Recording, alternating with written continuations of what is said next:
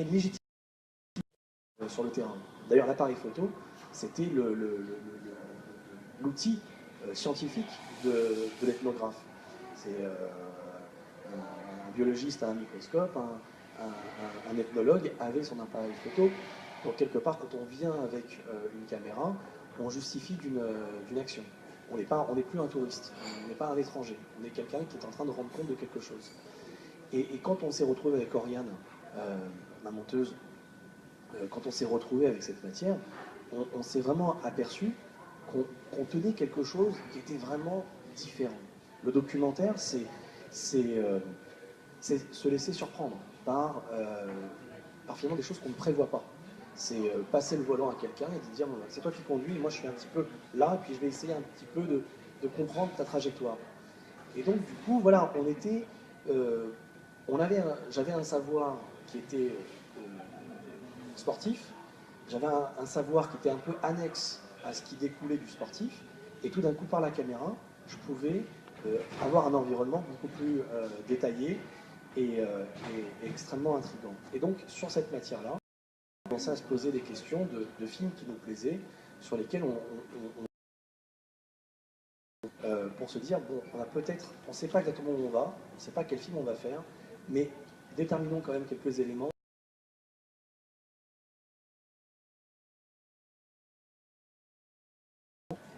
Je pense qu'il y a une notion intéressante, c'est celle de la caméra. Parce que l'année dernière, j'avais assisté à une conférence, je suis désolée, le nom m'échappe, mais c'est un anthropologue en fait, qui utilise la caméra comme un outil. Et dans cette conférence, justement, le sujet c'était quels étaient les bienfaits en fait, de la caméra en anthropologie. Et en fait, il expliquait que pour lui, c'était beaucoup plus un outil qui permettait de voir ce qu'on ne pouvait pas voir à l'œil nu en tant qu'anthropologue. Parce que parfois, quand tu es sur le terrain, tu vas observer des choses qu'avec du recul, tu aurais pu observer si tu avais une caméra ou que tu ne peux pas forcément prendre en note. Et justement, l'utilisation de la caméra, il disait que au-delà de l'aspect esthétique, c'était beaucoup un outil. Et je trouve que c'est là où c'est intéressant de mélanger film et documentaire anthropologique, parce que c'est une démarche très anthropologique sans le savoir. C'est le fait d'utiliser la caméra pour observer, mais aussi dans une recherche finalement de l'esthétisme derrière pour faire un film en finalité. Oui, et totalement. Et d'ailleurs, ce qui moi m'a posé problème par rapport à mon film, parce que forcément, quand on fabrique un film sur 5 ans, on a le temps de faire sa critique 400 fois. Et finalement, la critique que j'ai adressée à mon film, c'était finalement beaucoup plus relatif à ce que j'ai voulu cristalliser et ce que j'ai voulu apporter au registre de la fiction. L'envie ethnographique, elle est venue essentiellement pour me dire finalement, peut-être que ce qui m'intéresse le plus dans mon film, c'est tout ce qui échappe au côté fiction.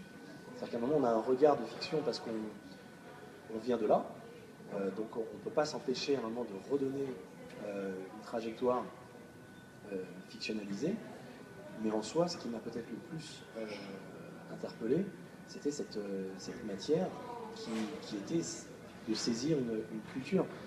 Un des endroits qui a propulsé l'envie de faire le film, c'est la scène du dîner, par exemple, où typiquement, on en a pas mal parlé avec Oriane, où on se rendait compte, par exemple, de certaines variétés culturelles, où on avait le sentiment que, par exemple, quand Féten passe quand même un sale moment à présenter Karim à son futur beau-frère, et que son beau-frère y va de son propos sans phare, et qu'elle ne profite que des moments dans la cuisine pour lui dire stop, tu me mets dans une situation malaise, il ne le dit pas face à face, on peut supposer que dans d'autres manières de table, ailleurs, une femme se sentirait totalement aisée de dire stop, ça ne te regarde pas, certes je vis chez toi et je dois te remercier de beaucoup de choses, mais ça ne te donne pas le droit de juger ma relation. Et là il y avait quelque chose qui était beaucoup plus en demi-teinte, qui n'était pas du tout de notre fait. C'était pas une demande, en tout cas moi, qui était orientée dans ma façon de les diriger.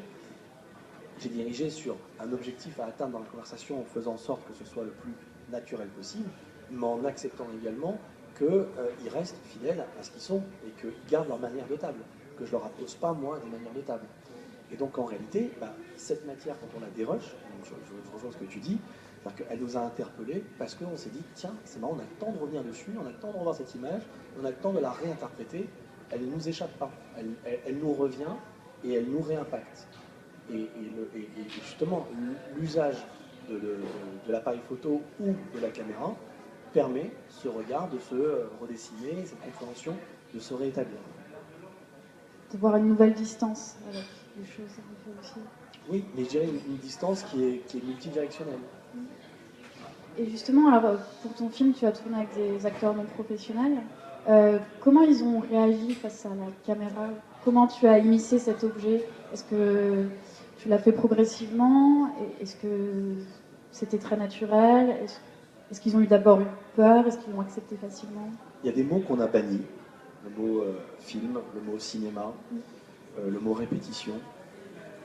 L'avantage du 5D, c'est que c'est une caméra qui n'en est pas une en fait. C'est un appareil photo. Donc c'est tout petit. Et même si c'est accessoirisé en mode caméra, c'est pas extrêmement volumineux. Et on a demandé aux techniciens de bien comprendre qu'il y avait certaines choses avec lesquelles ils ne pourront pas travailler. Ils ne pourront pas travailler avec un marquage au sol, avec des répétitions de mise au point. C'était à eux de s'adapter. Donc une fois que la technique est dans le coup, ils savent ce qu'ils ne doivent pas faire pour déstabiliser le jeu,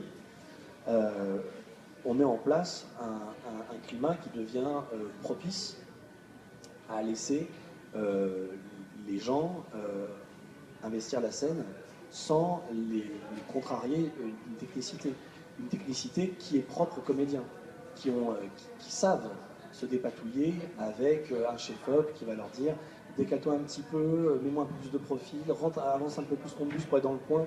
Voilà. Les comédiens ont cette l'habilité de formation qui va leur permettre d'accepter le rapport à la contrainte technique. Là, ils s'étaient débarrassés de ça. Et donc, du coup, je ne peux pas parler de technique, d'approche, ni de méthode. Disons qu'il y avait une sorte de feeling de comment une scène devait se produire, et on faisait en sorte que ce qui était de l'ordre de l'intuition devienne tout simplement réalisable et productif. Et réellement, on a tourné très vite. Alors, même si le film a duré très longtemps, pour des questions multiples de montage, ou de recherche de financement, ou de période de réécriture, en soi, on n'avait pas beaucoup d'argent pour tourner ce film, donc il fallait que ça aille vite. Et en ce sens, on a été très productif.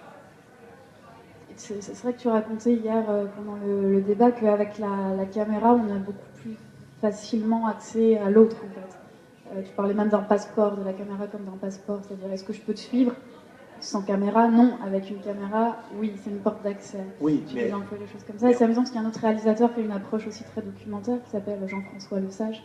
Que j'ai rencontré hier.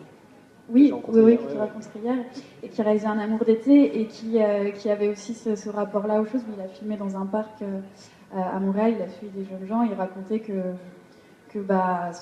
voilà, il allait s'asseoir à côté d'eux avec la caméra, s'allonger dans l'herbe, et que la caméra lui